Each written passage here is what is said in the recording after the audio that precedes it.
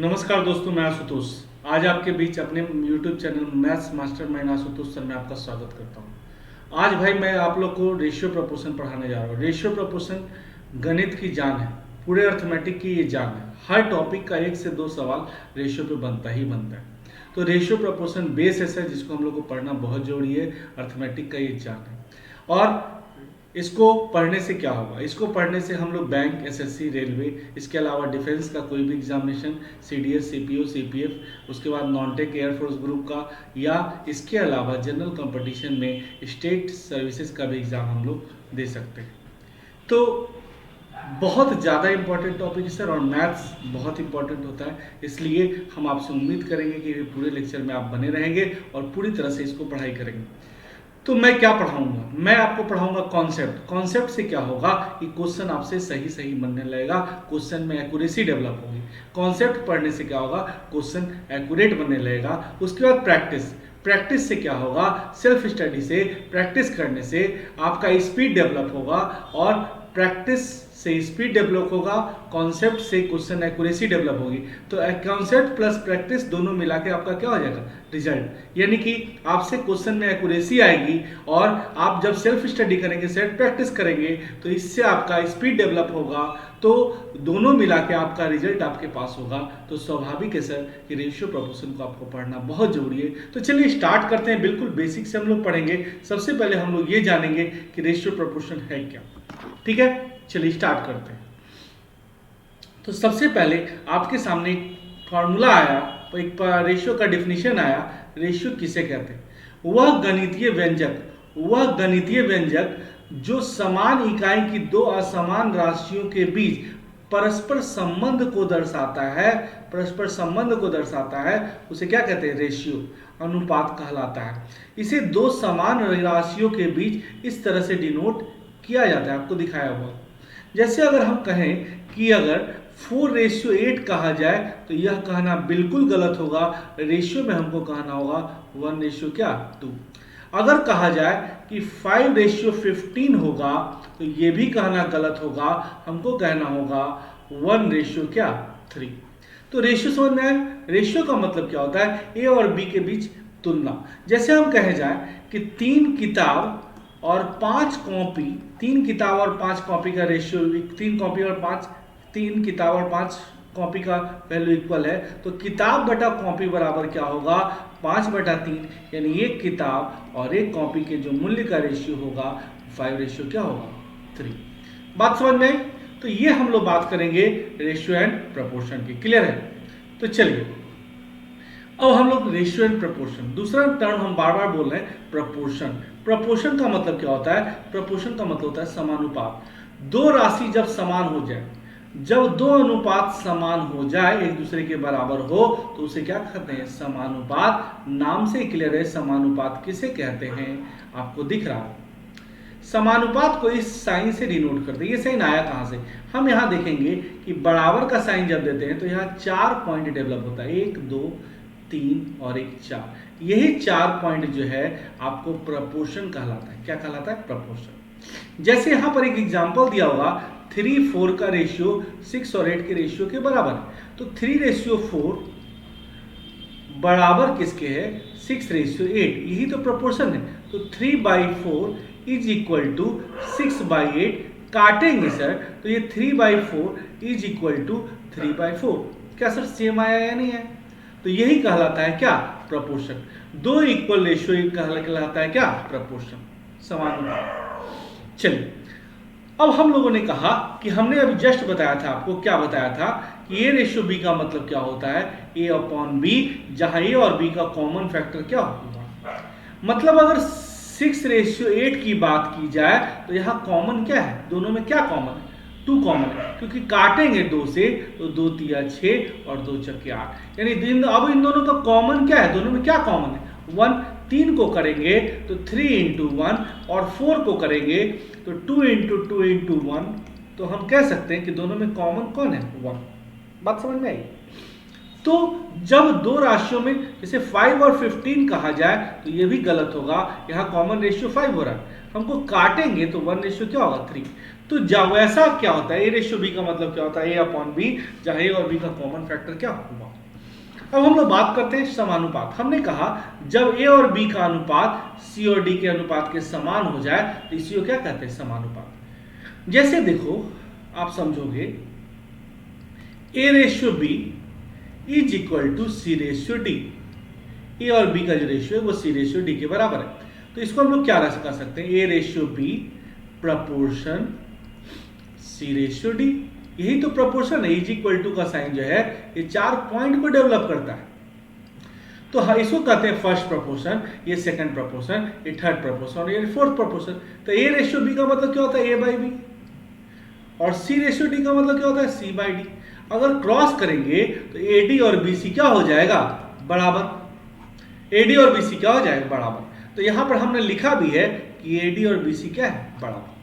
तो ए और डी के बारे में बात करो तो ये दोनों बाहर में है और बी और सी क्या है, अंदर में। तो हम कह सकते हैं प्रोडक्ट ऑफ एक्सटर्नल क्वांटिटीज बराबर प्रोडक्ट ऑफ इंटरनल क्वांटिटी। यानी बाहरी राशियों का जो गुणनफल है भाई, बाहरी राशियों का जो गुणनफल है वो अंदर की राशियों के गुणनफल के क्या है, बराबर। बात समझ में आई। चलिए अब आगे हम लोग चलते हैं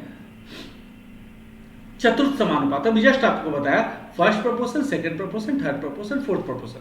अगर इन चारों में एक वैल्यू को गायब कर दिया जाए, अगर चौथा नंबर को हम लोग गायब कर दें, तो अब अभी जस्ट बताए थे कि अंदर और बाहर क्या होता है, बराबर। तो एक्स इक्वल टू क्या हो जाएगा, बीसी होगा। तो एक्स इक्वल टू क्या होगा, बीसी अपॉन ए।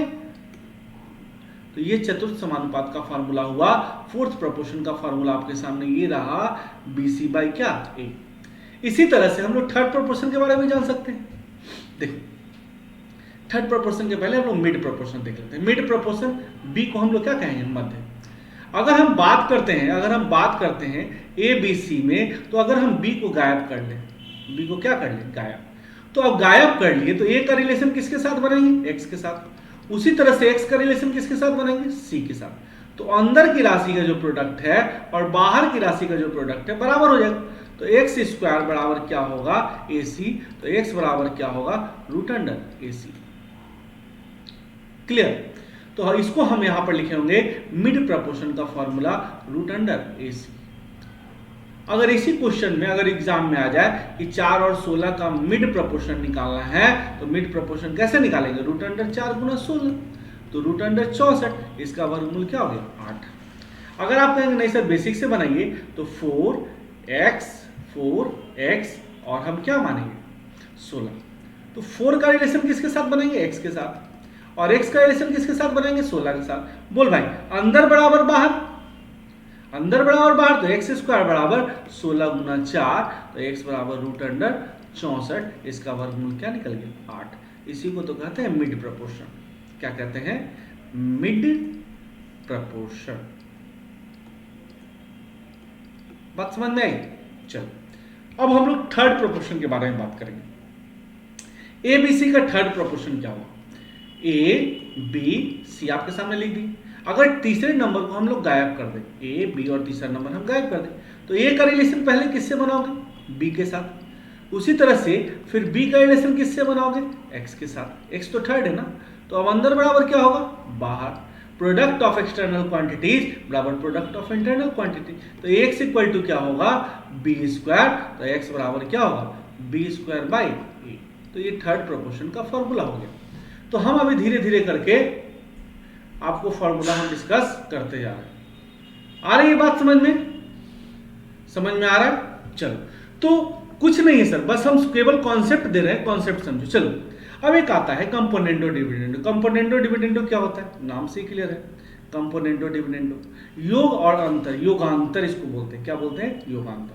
यदि ए बाई बी बराबर हो जाए सी बाई डी के, यदि ए बाई बी बराबर होगा सी बाई डी के, तो एक बार प्लस करेंगे, एक बार माइनस करेंगे, यानी ए प्लस बी बटा ए माइनस बी और सी प्लस डी बटा सी माइनस डी इक्वल होगा। कंपोनेंडो डिविडेंडो में देख भाई, यदि ए बाई बी बराबर होगा सी बाई डी के, तो एक बार प्लस करेंगे, एक बार योग करेंगे, एक बार डिफरेंस करेंगे, तो ए प्लस बी बटा ए माइनस बी बराबर होगा सी प्लस डी बटा सी माइनस डी। समझ में आ रहा है। चलिए अब आगे बात करते हैं। हम लोग आगे देखेंगे दूसरा फॉर्मूला होता है यदि a प्लस बी बटा a माइनस बी, इसको हम लोग लिख सकते हैं, यहाँ देखो फिगर से दिखा रहा है, a बाई बी को हम लोग लिख दिए a plus B a minus B और c बाई डी को लिख दिए c plus D C by D. उसी तरह से अगर a प्लस बी बटा a माइनस बी अगर बराबर रहे c बाई डी के, तो a प्लस बी बटा a माइनस बी को हम क्या लिख सकते हैं, a बाई बी, और c बाई डी को क्या लिख सकते हैं, c plus D by C minus D. दिख रहा है? तो इसको कहते हैं कंपोनेंडो डिविडेंडो। इससे एक क्वेश्चन एग्जाम में रहता है।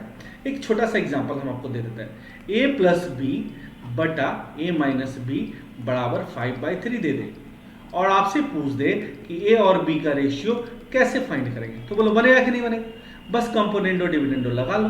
a plus B by a minus B को हमको क्या कर सकते हैं, a बाई बी कर सकते हैं, और c इसको क्या कर सकते हैं, c plus D upon c minus D. तो a बाई बी का वैल्यू क्या होगा भाई, 8/2 काटेंगे तो 4/1 यानी 4:1। समझ पा रहे? समझ पा रहे? बहुत आसान है। तो इसको कहते हैं कंपोनेंडो एंड डिविडेंडो। ऐसे जनरली कंपोनेंडो डिविडेंडो का जो भी सवाल होता है उसके आंसर 2 होते हैं। ठीक है, चलो अगर एक और एग्जांपल कहोगे तो उसको भी दिखा देते हैं आप। देखिए, root under x plus 1 plus root under x minus 1 upon root under x plus 1 minus root under x minus 1, इसका वैल्यू अगर दे दे मान लिया 2। ठीक है, तो इसको क्या कर सकते हैं, a देखो यहाँ देखो दिख रहा होगा, a प्लस बी और a माइनस बी। पॉइंट देखना a plus B a minus B, इसको हम क्या कर सकते हैं, फॉर्मूला के आधार पे a बाई बी कर सकते हैं, और c प्लस डी को क्या कर सकते हैं, c plus D upon c minus D. तो ये जो होगा ये पूरे को एक ही रूट में डाल दो, x प्लस 1 बटा x माइनस 1, पूरे को एक ही रूट में डाल दी, और यहाँ देखो 3/1 रूट उधर जाएगा तो क्या होगा, स्क्वायर, तो x plus 1 upon x minus 1 बराबर क्या हो जाएगा, 9/1। फिर कंपोनेंडो डिविडेंडो लगा सकते कि नहीं लगा सकते, x प्लस 1 बटा x माइनस 1 को हम क्या कर सकते बताओ, x बाई 1 कर सकते, और यहाँ देखो c बाई डी को हम क्या कर सकते, c बाई डी को क्या कर सकते, c plus D upon c minus D. देख भाई 10/8 कटेगा तो क्या होगा, 5/4। तो हम कह सकते हैं कि x का वैल्यू क्या हो गया, 5/4। तो ये भी फॉर्मूला है। ओहो हो, थोड़ा सा समझने का प्रयास करना, थोड़ा सा हम लोग पेन लेने का कोशिश कर रहे हैं, पेन आएगा, चलो पेन आ गया, x का वैल्यू आ गया 5/4। चलो अब क्या है कि प्रॉब्लम ये हो गया कि हम लोग थोड़ा सा आगे बढ़ गए, थोड़ा सा क्या बढ़ गए आगे, तो कोई दिक्कत नहीं है। अब हम लोग कंपोनेंडो डिविडेंडो पढ़ लिए, कंपोनेंडो डिविडेंडो समझ में आया। ऐसे कंपोनेंडो डिविडेंडो का जो भी सवाल होता है उसका आंसर 2 ही होता है। चलो नेक्स्ट स्लाइड की तरफ हम लोग मूव करें। अब ये क्वेश्चन जो है कि x रेशियो y दिया हुआ है हमारे पास, a ratio b, y ratio z दिया हुआ है, c रेशियो d। आपसे पूछ रहा है कि x y z क्या हो। बनाने का तो बहुत सारा तरीका है, पहले हम एक तरीका आपको बता रहे हैं। x रेशियो y को हम लोग लिख सकते हैं, x रेशियो y है, पहले इसको डिलीट मारते हैं। ठीक है, यहाँ देखो x प्लस वाई का है, x रेशियो y का वैल्यू दिया हुआ है, y रेशियो z का वैल्यू दिया। सबसे पहले क्या करेंगे, x रेशियो y और यहाँ y रेशियो z। देख भाई y का सबसे पहले सीधी टाइप का बनाएंगे, x y y z। y का छाया क्या बनेगा, y, यहाँ y का छाया क्या बनेगा, y। तो हम कह सकते हैं X Y ratio y ratio y z, y cut जाएगा, आपका x y और z आ जाएगा। तो ये तरीका समझ में आया हो। अब इसी को हम लोग फॉलो करके x y की जगह a और b पुट कर देते हैं, और y z की जगह c और d पुट करते हैं। तो बस कुछ नहीं करना है, इसके सामने c का छाया c बनेगा और b का छाया b बनेगा। तो हम कह सकते हैं A C ratio B C ratio B D. तो ये जो वैल्यू निकला किसका निकला, एक्स वाई जेड का। अगर इसी में से पूछ दिया जाए कि एक्स जेड क्या होगा, तो एक्स का वैल्यू आपको दिख रहा होगा ए सी, और जेड का वैल्यू भी दिख रहा होगा बी डी। क्लियर। अगर आप कहिएगा नहीं सर दूसरा तरीका बताइए, तो दूसरा भी हम बता देंगे। एक्स वाई का वैल्यू क्या है, ए बी, और वाई जेड का वैल्यू क्या है, सी डी। यही ना है, कुछ नहीं करना। क्या करिए, इसको गुना कर दीजिए। जैसे ही गुना करेंगे तो क्या होगा, x बटा, इसको गुना करेंगे तो क्या होगा, X Y ratio Y Z. ये वाई वाई कट जाएगा तो x रेशियो जेड आएगा, A C ratio B D. गुना कर दीजिए, ये दोनों गुना कीजिए एक्स वाई, और ये दोनों गुना कीजिए वाई जेड। तो ए सी रेशियो क्या, बी डी आपको दिख रहा हो। तो एक्स रेशियो जेड हम कह सकते हैं AC रेशियो क्या बी। क्लियर।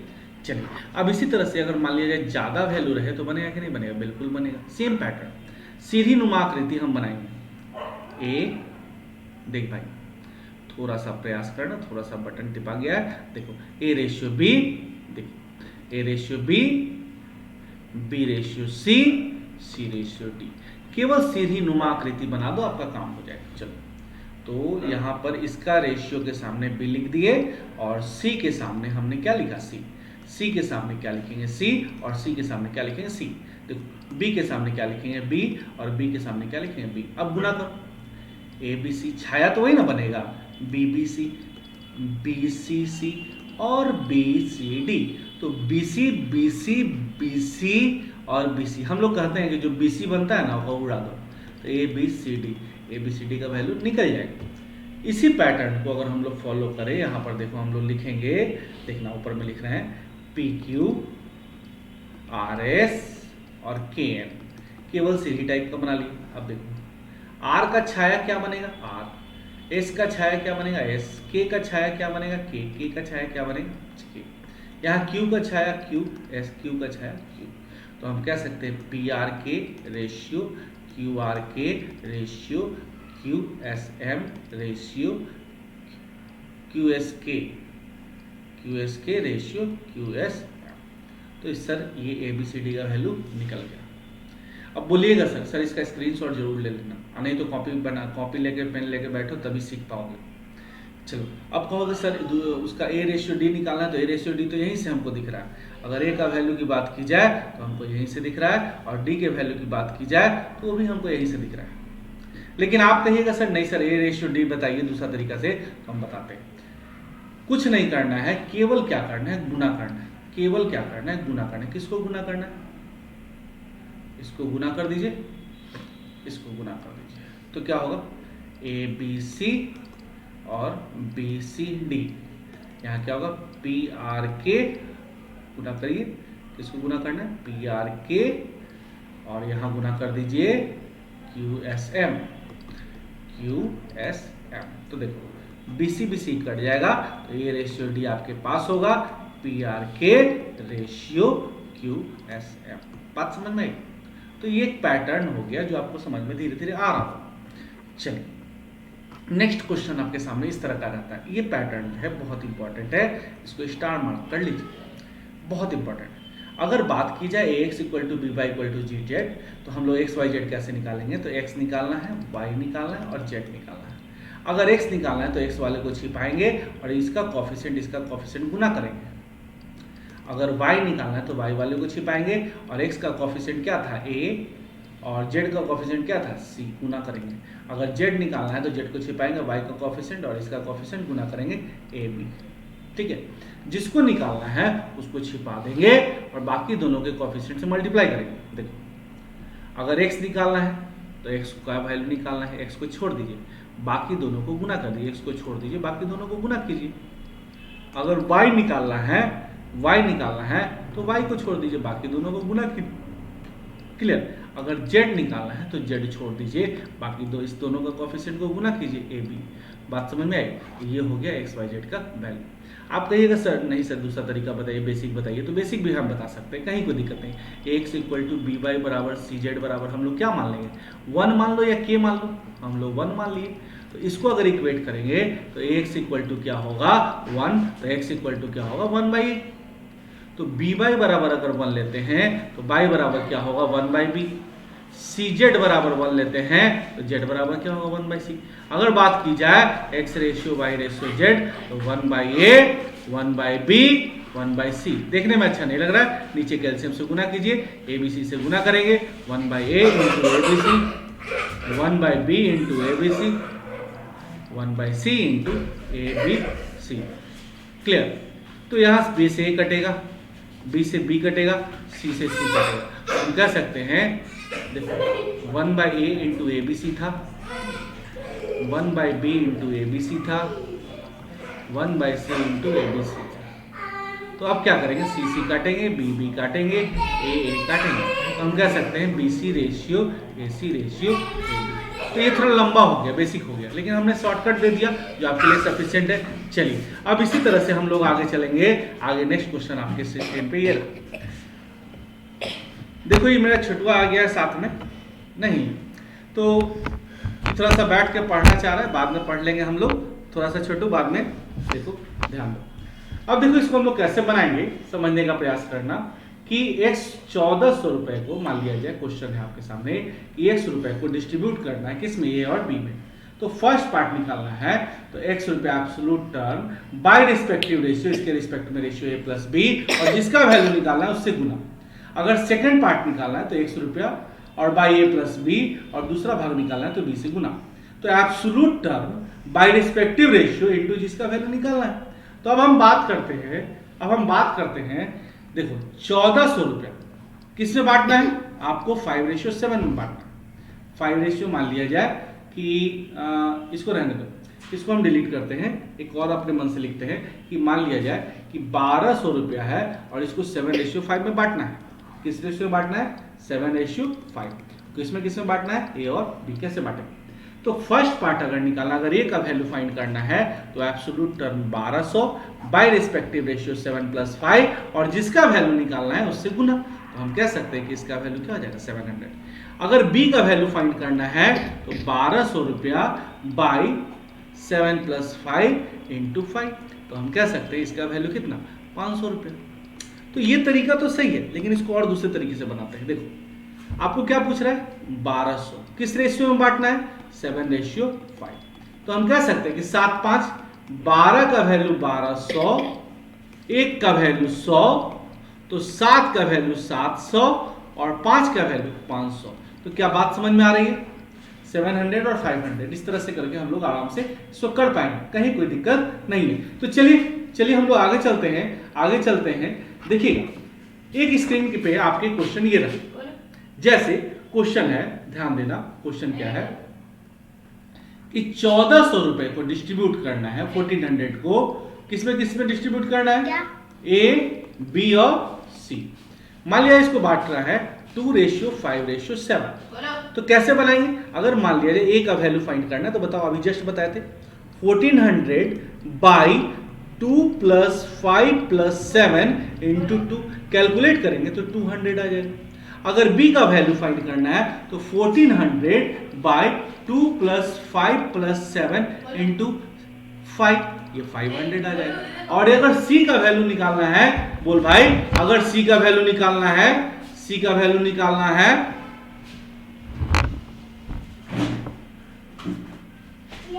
अगर c का वैल्यू निकालना है तो देख भाई 1400 बाई 2 + 5 + 7 × 7, तो हम लोग क्या कर सकते हैं, 700।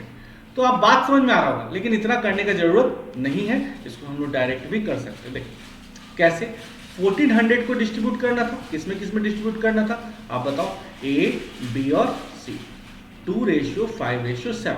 कैसे बताएं, तो 7 × 5 12, तो 14 का वैल्यू जब 1400, तो 1 का वैल्यू क्या होगा छोटू, 100, तो 2 का वैल्यू 200, 5 का वैल्यू 500 और 7 का वैल्यू 700।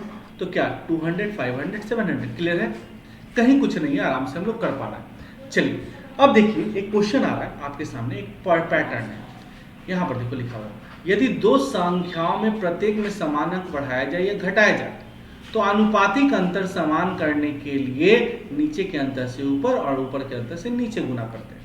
इसका एक एग्जाम्पल समझाएंगे तो आपको ज्यादा क्लियर होगा, नीचे के डिफरेंस से ऊपर, ऊपर के डिफरेंस से नीचे। तो एग्जाम्पल आपके सामने ये रहा, देख जैसे 2 नंबर है, ठीक है, 2 नंबर है, इनका रेशियो क्या दिया हुआ है, 3:2। पहले बाद में क्या दिया हुआ है छोटू, बाद में क्या दिया हुआ है, 10:7। इसको ठीक कैसे करेंगे, इसको ठीक करने के लिए नीचे के डिफरेंस से ऊपर, ऊपर के डिफरेंस से नीचे। डिफरेंस कितने का, 3 का, 3 से मल्टीप्लाई करेंगे, 3 3 = 9, 3 2 = 6। यहाँ डिफरेंस कितने का, 1 का, 1 से मल्टीप्लाई करेंगे, 10 × 7। अब देखो 6 से 7 हो गया, कितना इंक्रीज किया, 1। 9 से 10 हो गया, कितना इंक्रीज किया, 1। नीचे के डिफरेंस से ऊपर, ऊपर के डिफरेंस से नीचे गुना करते, कब करते हैं, देखो 3 से 10 हो गया, 7 बढ़ रहा था, गड़बड़ है। 2 से 7 हो गया 5 बढ़ रहा, तो एक में बढ़ेगा 7, एक में बढ़ेगा 5, इसको ठीक करना पड़ेगा। तो नीचे के डिफरेंस से ऊपर, ऊपर के डिफरेंस से नीचे। 10 में से 7 गया 3, 3 तिया 9, 3 दूना 6, 9 में से 6 गया 3, 3 दहिया 30, 9 में से ये 3 में से 2 गया 1, 1 से गुना करेंगे। अब 6 से 7 हो गया, 1 बढ़ा, 9 से 10 1 बढ़ा, तो हम कह सकते हैं कि 1 का वैल्यू किसके बराबर है 10, तो 9 का वैल्यू किसके बराबर है 90, तो 6 का वैल्यू किसके बराबर है 60। बात समझ में आ रही है? तो इस तरह से करके हम लोग बना पाएंगे। चलिए नेक्स्ट जो है आप देखिएगा क्या लिखा हुआ। यदि 2 संख्याएं दी गई है और तथा उनमें से एक के मान को कांस्टेंट रखा जाए और जिसका मान को कांस्टेंट रखा जाए उसके अनुपात को समान करते हैं और दूसरी संख्या के अनुपात में वृद्धि या कमी को देखते हैं। सब लिखा हुआ है आपके सामने, इसको हम समझेंगे। देखिए सबसे पहले एक बात समझिए कि क्लास में अगर लड़का आ जाए तो लड़कों की संख्या बढ़ेगी, विद्यार्थियों की संख्या बढ़ेगी, लेकिन लड़कियों की संख्या क्या होगी कांस्टेंट। तो जो कांस्टेंट है एक वैल्यू को हमको क्या करना होगा कांस्टेंट, जिसको बढ़ाया गया घटाया गया उसको तो हम कुछ नहीं कर सकते, लेकिन एक वैल्यू को हमको क्या करना होगा कांस्टेंट। तो देखो एक एग्जांपल के थ्रू हम आप इसको समझाएंगे। देखो आपके सामने एग्जांपल, जैसे 2 नंबर दिया हुआ है, 2 नंबर दिया हुआ है, इसको समझना। 2 नंबर दिया हुआ है, इनका रेशियो मान लिया जाए, दिया हुआ है 8:3, पहले दिख रहा है आपके सामने। बाद में इसका रेशियो क्या हो गया 2:1। देखिए किसमें 50 बढ़ाया, smallest number is increase by 50। The ratio of two numbers is 8:3. If 50 added to the smallest number, then the ratio becomes 2:1. Find the largest number.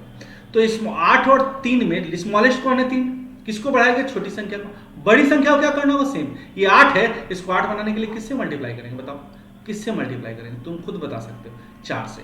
तो 4 2 जा 8, 4 1 जा 4। ये देखो बड़ी संख्या कांस्टेंट होगी, इसको 8 था तो इसको भी 8 बना दिए, तो 4 से मल्टीप्लाई, 4 2 जा 8, 4 1 जा 4। अब देखो 3 से 4 हो गया, कितना इंक्रीज किया 1। क्वेश्चन में जो इंक्रीज कर रहा है छोटी संख्या 50, तो 1 का वैल्यू जब हम 50 कर सकते हैं, लार्जेस्ट नंबर निकालना है, तो 8 का वैल्यू 8 गुना 50, 8 गुना 50 15 40। तो हम कह सकते हैं कि बड़ी संख्या 8 है, यानी 8 का वैल्यू क्या है 400। यानी कि बड़ी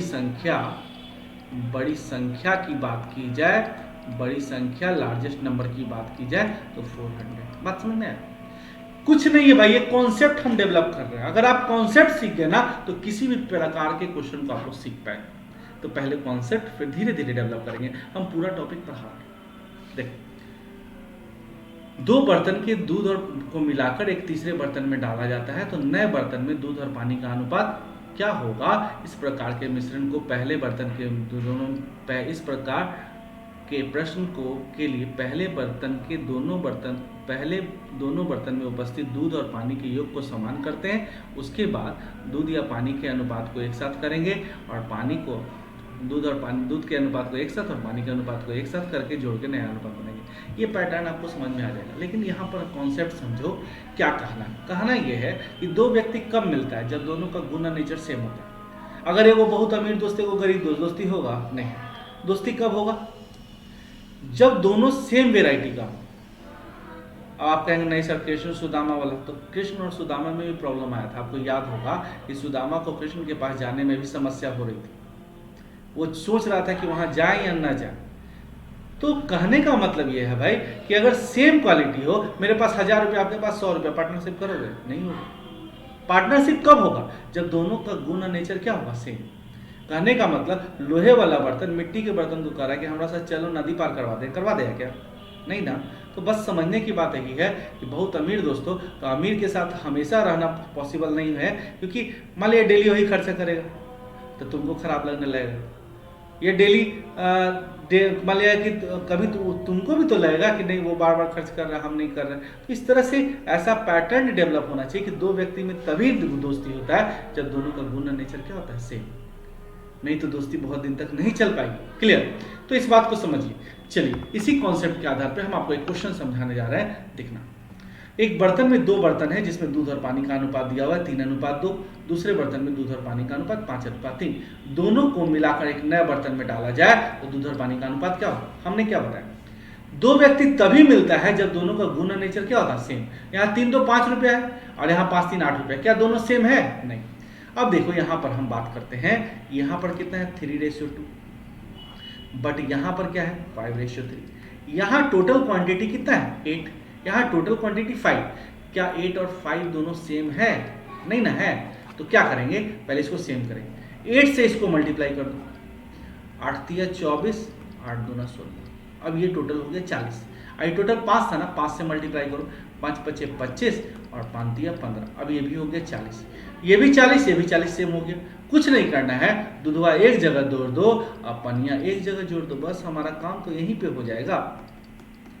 16 + 15 बताओ, तो टोटल कितना 24, 50, 49 और 31। समझ में आया? आप कहिएगा सर ऐसे ऐसे क्या कर दिया, हमको नहीं समझ में आया। तो फिर से एक बार समझा, इसको रिपीट करके भी देख सकते हो। 5 3 8 है, 8 से गुना करो, 8 3 24, 8 दूना 16, टोटल 5 है भाई। 5 से गुना किया 5 5 25, 15 15, ये भी 40, ये भी 40। दूधवा एक जगह कर देना है, अब पनिया एक जगह, ज़्यादा कुछ तो करना नहीं। फिर भी आप कहोगे नहीं सर, तो चलिए फिर से देख लेते हैं हम लोग। देखो इसको बनाने का दूसरा तरीका बताना है। पूरे 5 भाग में दूध कितना भाग है 3। यहाँ देखो पूरे 8 भाग में दूध कितना भाग है 5। ठीक है, पूरे, अब देखो दूध का हो गया, पूरे 5 भाग में दूध कितना भाग है 2। पूरे 8 भाग में पानी कितना है, पूरे 5 भाग में पानी कितना है 2 भाग, और पूरे 8 भाग में पानी कितना है 3 भाग। ठीक है, तो दूध एक जगह और पानी एक जगह, एलसीएम ले लो बन जाएगा। तो यहाँ एलसीएम लेते थे, यहाँ पे 40 है तो हो जाएगा एलसीएम 40, तो 8 तिया 24 और यहाँ 5 पचे 25। चलो यहाँ एलसीएम ले लो 40 हो जाएगा, और नीचे से भाग, 5 से भाग दिया 8। देखो ये 5 से क्या किए भाग दिया, पनी 8 40, तो 8 दूना 16, और यहाँ देखो 8 से भाग दिया 8 पचे 40, 8 तिया 24। अब देखो ये कट गया, तो यहाँ क्या होगा 49 देखो यहाँ पर 5 से रंग लेना कहते 15 आया था ना, ये 15 था, थोड़ा सा गड़बड़ा गया, इसको ठीक कर लेते हैं हम। ध्यान दो यहाँ पर क्या होना चाहिए 15। तो अब क्या होगा 49/31, 49 क्या 31। समझ गए? कुछ नहीं। अब देखिए नेक्स्ट पैटर्न हम आपको सिखाने जा रहे हैं। जब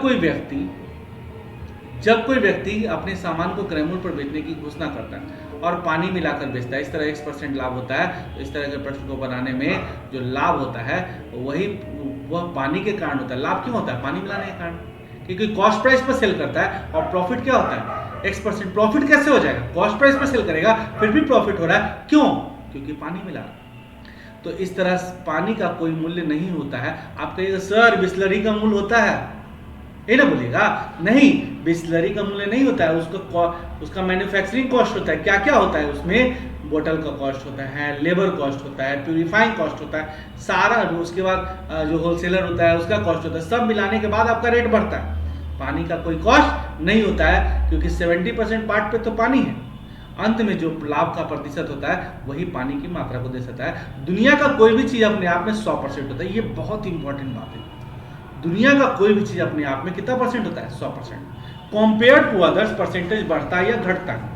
आप जो भी जानते हैं 100%, हम जो भी जानते हैं 100%। हम दोनों में कंपेयर करोगे तो हो सकता है कि परसेंटेज बढ़ जाए और हो सकता है कि परसेंटेज घट जाए। लेकिन दुनिया का कोई भी चीज अपने आप में 100%। अगर इसकी बात करें तो ये 100% है, लेकिन इसका किसी से कंपेयर कर देंगे, हो सकता है परसेंटेज बढ़ जाए या घट जाए। और आप देखिए कि कॉस्ट प्राइस पर सेल करता है, सारा दूध जो है कॉस्ट प्राइस पर ही सेल करता है, फिर भी प्रॉफिट गेन करता है X%। जितना में खरीदे उतने में बेच दिए, फिर भी फायदा कमा रहा है। क्यों? पानी मिलाने का। तो जो पानी है वही फायदा है। चल भाई देखते हैं।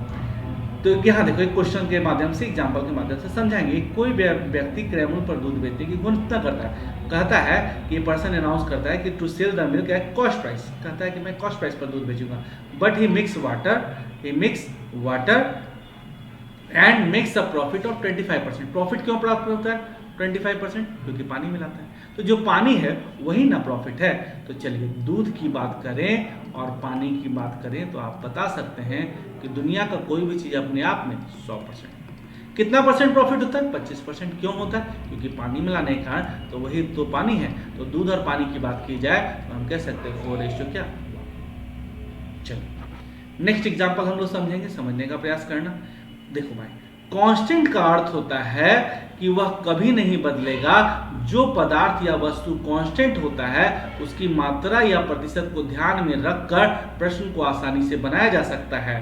कांस्टेंट खुद ही कहता है मैं कोई कमिटमेंट कर दूं तो मैं खुद की भी नहीं सुनता। यानी कांस्टेंट का मतलब होता है फिक्स। ये सलमान खान का फेमस डायलॉग है, आप लोग सुने होंगे, मूवी का नाम तो आपको याद ही होगा। मैं कोई भी कमिटमेंट कर दूं तो मैं खुद की भी नहीं सुनता। ये बहुत इंपॉर्टेंट बात है। कांस्टेंट का मतलब कांस्टेंट। चलिए इसको एक एग्जांपल के माध्यम से समझाते हैं कांस्टेंट क्या होता है। जैसे देखिए 20 केजी ताजे तरबूज में 96% पानी है। कुछ दिन बाद धूप के कारण तरबूज की पानी की मात्रा 95% रह गई। ठीक है, तरबूज का अब वजन कितना है? देखो सबसे पहले ये बताओ, जब धूप उगा तो तरबूज में दो चीज होता है, एक होता है पल्प और एक होता है वाटर। पल्प का मतलब क्या होता है? गुद्दा। गुद्दा समझते हैं ना, उसको निचोड़ देंगे तो गुद्दा, सिट्ठी जिसको बोलते हैं, सिट्ठी यानी गुद्दा। तो पल्प जो होता है वो कांस्टेंट होता है, और पानी जब उसको वेपराइज करोगे तो पानी तो उड़ जाएगा। कांस्टेंट क्या होगा? कांस्टेंट क्या होगा? कांस्टेंट जो होगा पल्प होगा। तो एक बात हमेशा लाइफ में याद रखिए, जो कांस्टेंट रहे, जो अपनी बात पे कायम रहे, उसी से मतलब रखना है। जो अपनी बात से पलटे उससे मतलब नहीं रखना है। इस बात को हमेशा याद रखना है। जो कभी ये बोले कभी कुछ और बोले उससे मतलब नहीं रखना है। कांस्टेंट हमें जो हमेशा किससे मतलब रखना है? जो कांस्टेंट रहे। तो ये बताओ कि क्या उड़ा? क्या उड़ा? कुछ दिन बाद धूप के कारण तरबूज में पानी की मात्रा इतना रह गई, तो क्या उड़ा? पानी। कांस्टेंट क्या होगा? पल्प। कांस्टेंट क्या होगा? पल्प। पल्प कांस्टेंट होगा, पल्प कांस्टेंट होगा। तो चलिए पल्प के आधार पे हमको बनाना होगा, तो सबसे पहले क्या लिखेंगे? 20 केजी कांस्टेंट। देखो अगर 96% पानी है तो कांस्टेंट तो पल्प होगा, तो पल्प कितना परसेंट होगा? 4%। अब बताओ कि 95% पानी रह गई तो कांस्टेंट क्या होगा? पल्प होगा। तो पल्प कितना परसेंट? बताओ पल्प कितना परसेंट? यहाँ पर बताओ 5%। तो अगर काटोगे छोटी पंचों के 20 परसेंटेज तो ऐसे ही कट जाएगा। तो 4 चौके क्या हो जाएगा? 16। तो यानी जो what is the weight of the watermelon, वो 16। तो हमेशा जो कांस्टेंट रहे उसी से मतलब रखना है। बहुत सारे एग्जांपल परसेंटेज में पढ़ाएंगे तो क्लियर होता चला जाएगा। चलिए इस बात को आप लोग समझ गए होंगे। अब देखिए, अब आपके सामने एक क्वेश्चन है। किसी थैले में एक्स वाई और जेड के रेशियो में कोई थैला है जिसमें एक्स वाई जेड के रुपए के नोट है, जो ए बी सी के रेशियो में है। नोटों का मूल्य आर हो तो एक फॉर्मूला दिया हो। अगर 100 रुपए के नोटों की संख्या बोला जाए, देखो 100 रुपए वाला क्या पीस है? ए पीस, तो x इंटू ए। वाई रुपए वाला क्या पीस है? बी पीस, तो वाई इंटू बी। जेड रुपए वाला क्या पीस है? सी पीस, तो जेड इंटू सी। एक्स रुपए वाला ए पीस तो एक्स इंटू ए, वाई रुपए वाला बी पीस तो वाई इंटू बी, जेड रुपए वाला सी पीस तो जेड इंटू सी। तो टोटल क्वांटिटी कितना है? 100 रुपए वाला निकालना are, X A by B Z C, और जिसका वैल्यू निकालना है उससे गुना R X A Y B Z C into B. R total X A Y B Z C into C, absolute term by respective ratio. चलो इसी को example के देखिए, एग्जांपल के थ्रू बताया। एक थैले में 25 पैसे, 10 पैसे और 5 पैसे के सिक्के, इनकी मूल्य का सिक्का का अनुपात 1 2 3 है। तो कुल धन 30 रुपये, तो 5 पैसे के सिक्कों की संख्या। तो फॉर्मूला से बनाएंगे 5 पैसे के सिक्के। फॉर्मूला से बताते हैं आपको। तो सबसे पहले क्या रुपया है? 30। देखो 25 पैसा ए गो, 25 गुना 1, 10 पैसा 2 गो, 10 गुना 2, 5 पैसा 3 गो, 5 गुना 3। कंफर्म? अच्छा, सबसे पहले 5 रुपए के सिक्कों की संख्या, तो 5 रुपए के सिक्कों की संख्या कितना है? 3। तो ये 30 रुपया था ना, इसको ये पैसा में कन्वर्ट करो, तो इसको हम कर देते 3000 पैसा। हो गया ना, ये 30 रुपया था। तो 3000 बटा 25, 20 और 15, 25, 20 और 15, 25, 20 और 15 टोटल हो जाएगा 60 गुना 3। 6 से कितनी बार में कटेगा? 50 बार में, तो 50 दिया 150। तो ये तो फॉर्मूला पे बन गया। अब हम आपको समझा रहे हैं कॉन्सेप्ट। अब इसको, ये तो फॉर्मूला के आधार पे इसको भी रिकॉर्ड करके रख सकते हो। 30 रुपया को हम 5 रुपये के पैसों, 5 रुपये के सिक्कों की संख्या निकाला, तो सबसे पहले 30 रुपया लिखे। 30 रुपये का मतलब क्या होता है? 30 रुपये का मतलब क्या होता है? 3000 पैसा। 30 रुपये का मतलब क्या होता है बताओ? 3000 पैसा लिख दी। 25 पैसा 1 गो, 10 पैसा 2 गो, 20 पैसा 3 गो, काटे तो 3 से गुना कर दी। जो फॉर्मूला था उस आधार पे बन गया। लेकिन अब हमको बेसिक सिखाते हैं। क्या कुछ मन नहीं है? 25 पैसा 1 गो, 10 पैसा ही क्या है, देखो 2 गो, अब 5 पैसा ही क्या है, 3 गो। तो एक सेट का मूल्य बताओ, एक सेट का मूल्य, चलो एक सेट का मूल्य बताओ। 25 पैसा एगो, 10 पैसा 2 गो, 5 पैसा 3 गो। टोटल कितना पैसा हो गया बताओ? टोटल अगर कैलकुलेट करेंगे तो 60 पैसा हो जाएगा। ठीक है, 25 पैसा एगो, 10 पैसा 2 गो, 5 60 पैसा। कुल धन कितना है? कुल धन कितना है? 3000 पैसा। 3000 पैसा है ना, 30 रुपया मतलब 3000 पैसा। अब एक 60 का वैल्यू जब 3000 के बराबर है तो एक का वैल्यू किसके बराबर होगा? 50। बोल भाई, एक का वैल्यू 50, तो 50 पैसे के सिक्कों की संख्या आपको दिख रहा होगा कितना है? 3। 50 पैसे के सिक्कों की संख्या 3, 3 का वैल्यू कितना? 150। 5 पैसे के सिक्कों की संख्या, तो हम कह सकते हैं 5 पैसे के सिक्कों की संख्या, बोल भाई 5 पैसे के सिक्कों की संख्या बताओ 150। चलिए अब आगे हम लोग चलते हैं। क्या है ये BCD में क्या जोड़ा जाए या क्या घटाया जाए, किस समानुपाती है? तो BC माइनस AD, देखो क्या क्या है, ABCD, तो BC minus AD by A plus D minus B plus, ये फॉर्मूला है सर, ये फॉर्मूला, इस फॉर्मूला के आधार पे आप लोग बना सकते हैं। इसको हम एग्जाम्पल के तौर पे आपको हम समझाएंगे, ये फॉर्मूला के आधार पे बना सकते हैं। लेकिन इस सब क्वेश्चन जो है ऑप्शन से बनता है। क्वेश्चन क्या है कि 6 में क्या जोड़े, 14 में क्या जोड़े, 18 में क्या जोड़े और 38 में क्या जोड़े कि ये समानुपाती हो जाए। तो देखो 6 plus X upon 14 plus X is equal to, ये बराबर का साइन डिनोट करता है, 18 प्लस एक्स बटा 38 प्लस एक्स। आपके एग्जाम में ऑप्शन तो जरूर होंगे 1 2 3 4। अगर एक पुट करेंगे तो 7/15, ये कटेगा ही नहीं, तो 2 पुट करके देखते हैं। जैसे ही 2 पुट करेंगे, 6 में अगर 2 पुट करते हैं, 14 में 2 पुट करते हैं, 18 में 2 पुट करते हैं, 38 में 2 पुट करते हैं, तो बोलो क्या हो जाएगा बताओ? तुम खुद बता सकते हो। 8/16 और 20/40, यानी दोनों इक्वल हो गया। तो क्या जोड़ने पे? 2। ये आपका आंसर हो गया। आपको अगर सर बेसिक से बनाए तो आ जाइए, बेसिक से हम बनाते हैं। इसके आधार पे देखिए BC माइनस AD बटा A plus D minus B plus C, तो इस आधार पर बनाएंगे तो आंसर आपका क्या है? तो चलिए अब आप लोग को सब बात समझ में आ गई होगी। तो अब यहाँ पर कुछ चीजें हैं जिसको ध्यान दीजिए। अगर मिक्स, देखिए अगर रेशियो दिया रहे ABCDEF, अगर मिक्स प्रपोर्शन निकाला रहे, मिश्रित समानुपात निकाला रहे, तो सबके फर्स्ट वाले को गुना करेंगे और सबके लास्ट वाले को गुना करेंगे, तो आपका आंसर आ जाएगा। क्लियर? जैसे कि एग्जाम्पल देख लो, 2:3, 3:4, 5:6। इसका मिक्स प्रपोर्शन निकालें तो कैसे निकालेंगे? 2 × 3 × 5, फर्स्ट वाला गुना किए और इसका 3 × 4 × 6 गुना किए, तो क्या हो जाएगा? 5 × 15 × 30 और 6 × 4 = 24, 72। अब काट के छोटा कर लेंगे, 6 × 5 = 30, अब 12 × 6 = 72। ये मिक्स प्रपोर्शन निकालने का तरीका होगा। उसी तरह से अगर बात की जाए, आप कहिएगा सर ये आगे भी तो आप लिख रहे हैं वर्गानुपात, वर्ग नाम से क्लियर है, स्क्वायर, वर्गमूल क्या? रूट, क्यूब रूट भी दिख रहा होगा, त्रिघात क्यूब रूट, क्यूबिक फॉर्मेट है ना, क्यूब रूट कहते हैं इसको, क्यूब रूट कहते हैं, क्यूब रेशियो कहते हैं। या तीसरा अनुपात क्यूब रूट निकालना है तो कुछ नहीं है सर, मान लिया जाए कि 3:4 है, अगर स्क्वायर निकालना हो तो इसका स्क्वायर कर दीजिए, हो गया। अगर क्यूब निकालना हो तो क्यूब कर दीजिए, नहीं तो देखो ये वर्ग अनुपात निकल गया, उसी तरह से क्यूब रेशियो निकल गया। अब वर्गमूल और घनमूल की बात कीजिए तो नहीं निकल जाएगा। अगर मान लिया जाए 27:64 कहा जाए, अब इसका वर्गमूल घनमूल अनुपात निकाला जाए, इसका क्यूब रूट निकाल दीजिए, इसका क्या कर दीजिए? क्यूब रूट निकाल दीजिए। तो 3 × 3 = 9, 3 × 27, 4 × 4 = 16, 4 × 64, क्यूब रूट निकल गया।